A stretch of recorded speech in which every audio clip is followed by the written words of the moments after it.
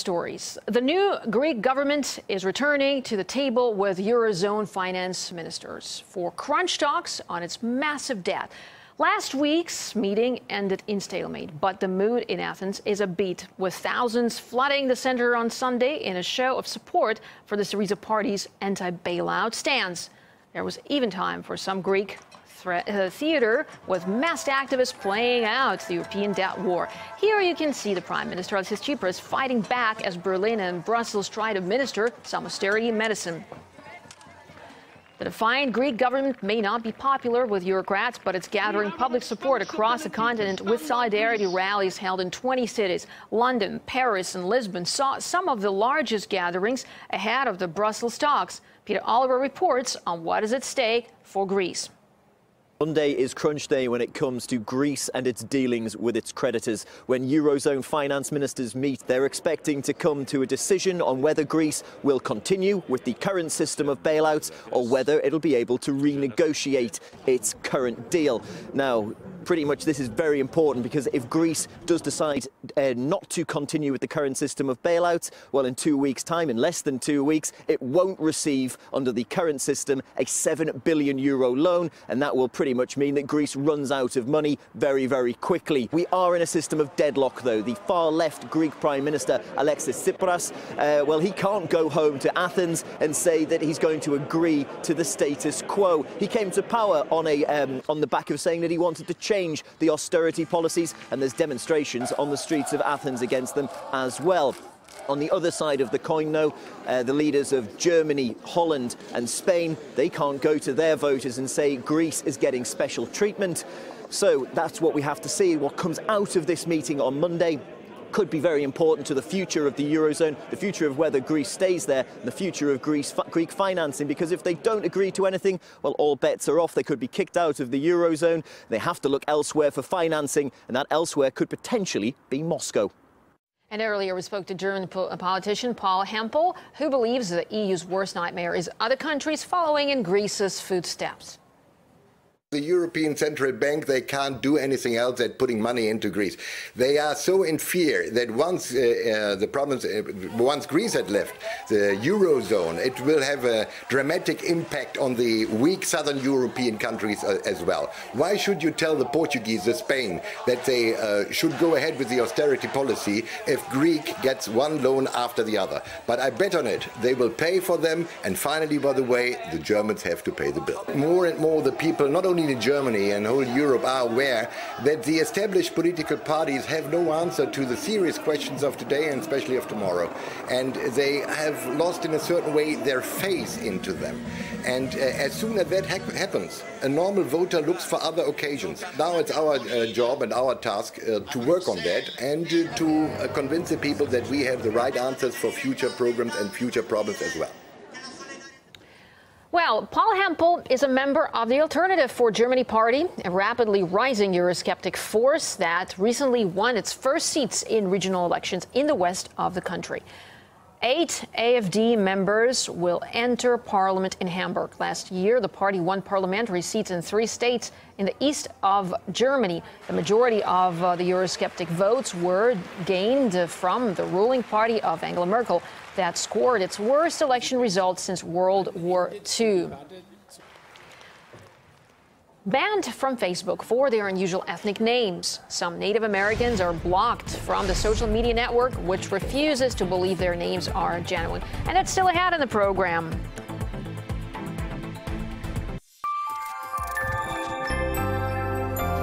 Innovation. All the latest developments from around Russia. We've got the future covered. Hoping for peace, but still sadly expecting more conflict and war. This is among the many different interpretations of the ceasefire attempting to end the Ukrainian civil war. If this round ends in failure, then what?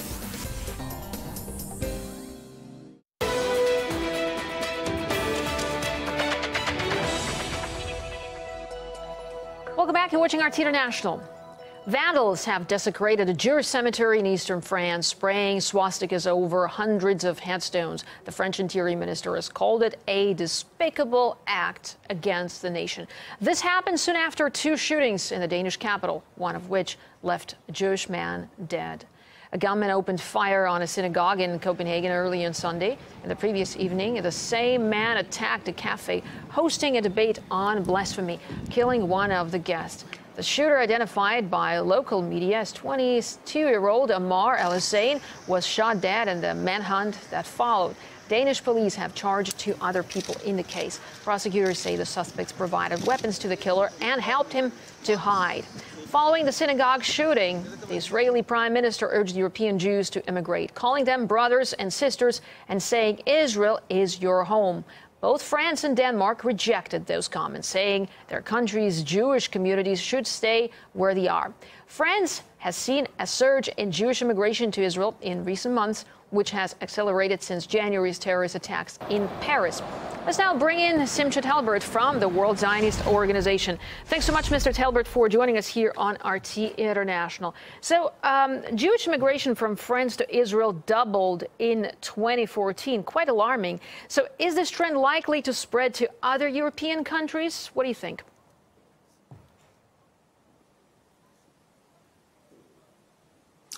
Yes, hello. Last year, there was about 7,000 Jews who came to Israel from France, who make their aliyah, who grow to Israel. This year, we are seeking about 10,000 of Jews who will come to Israel, and we are speaking this before the last events. After the last events, we had a lot of people who were very interested and who phoned to us to ask questions about immigration to Israel. We don't know if it could give results, but we have to notice them and to see this increasement. Anyway, the sentiment of anti-Semitism is only, at our eyes, a catalyst. The most important is the willing of the Jews to come to Israel. But, you know, on the other side, as said our Prime Minister, Mr. Netanyahu. Yeah. Sorry for interrupting you. You know, you said that the Jews are immigrating to Israel, but what about the situation in Israel itself? Prime Minister Netanyahu. Sorry, we have a bit of a delay here, so let me just finish my question. As I said, Israel has its own security problems, so how safe will the Jews feel there?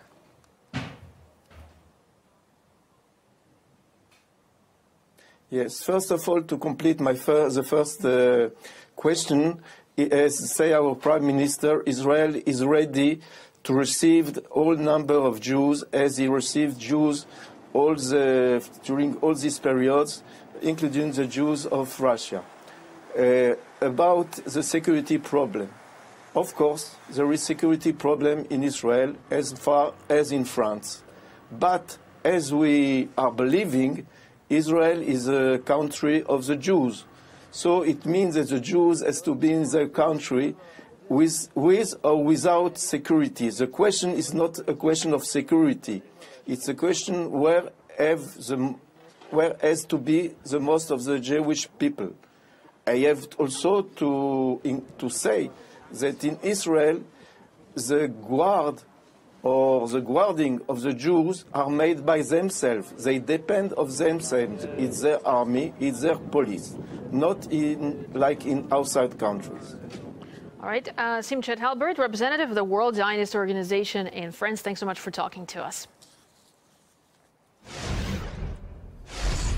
And Cairo says it has bombed Islamic State targets in Libya after militants allegedly beheaded 21 Egyptian Christians there.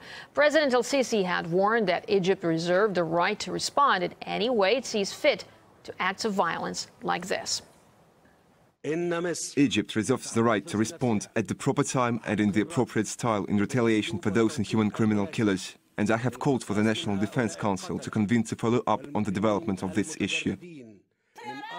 Islamic State militants released a video showing the executions. The victims were made to kneel in front of the camera and are all then simultaneously beheaded. All were kidnapped in Libya last year, where they were reportedly working. The graphic footage was titled "A Message Signed with Blood to the Nations of the Cross." Dr. Iman Salama was a major in the Egyptian army for 25 years and says he's not expecting the Western coalition to help his country. This airstrike that occurred last night won't be the last. It was not just only the first airstrike against the terrorist group in Libya.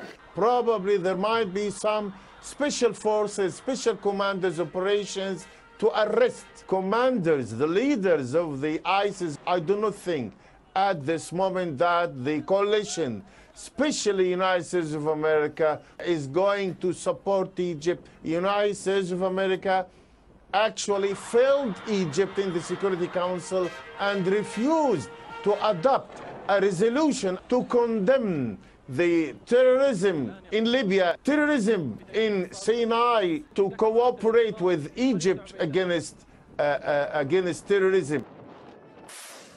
The Czech president has compared Norway's child welfare system to the Nazi racial breeding program known as Lebensborn.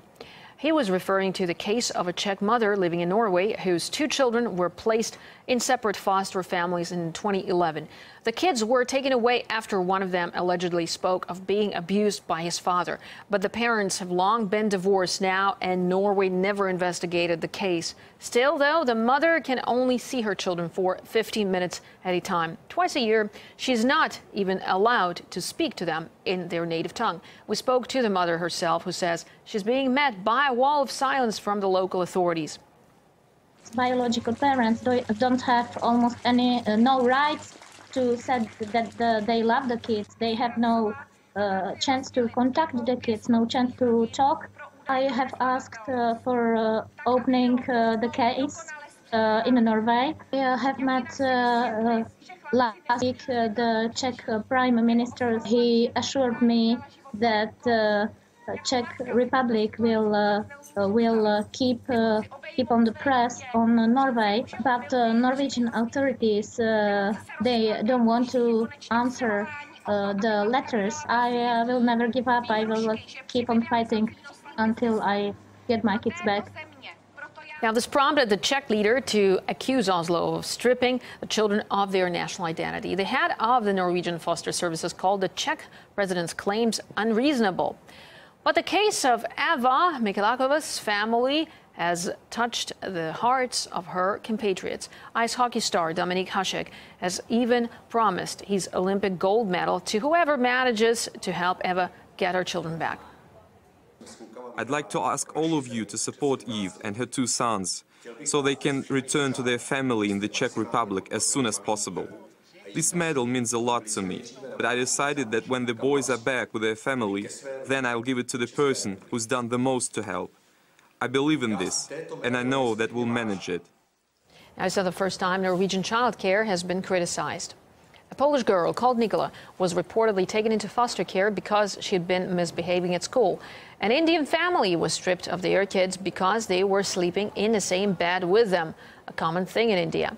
And just last year, Oslo took away a Russian couple's young son after he talked about missing one of his milk teeth.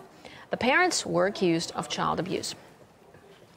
Native Americans with traditional descriptive names are having trouble registering on Facebook. Surnames like Lone Hill and Brown Eyes are falling foul of the social networks crack down on fake identities. A user called Shane Creeping Bear told us how he's been fighting back. A couple years ago, I was removed from Facebook for having a fake name. At first, I didn't think much of it, but when I went to go reestablish my account, the language that Facebook used was kind of marginalizing to me. It just said something like, your name doesn't meet our standards. Facebook doesn't lend itself to direct communication, so it's hard to find the channels to do that.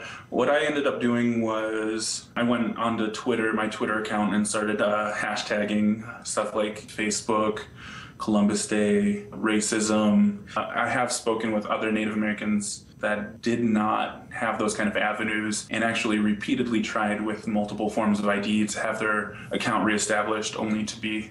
It's kind of problematic and dangerous policy because the narrative that we face in this country is centuries of our people, our names being erased. While it's not a direct kind of attack towards Native people, it's a very subtle way of excluding us from things that other people have access to without any kind of roadblocks in the way. So we have to jump through these hoops to confirm that we are real. And coming up on RT International, it's Crosstalk discussing the ceasefire in Ukraine. But if you're watching us in the UK, an investigation into youth violence and how guns are becoming the go-to option for resolving conflicts.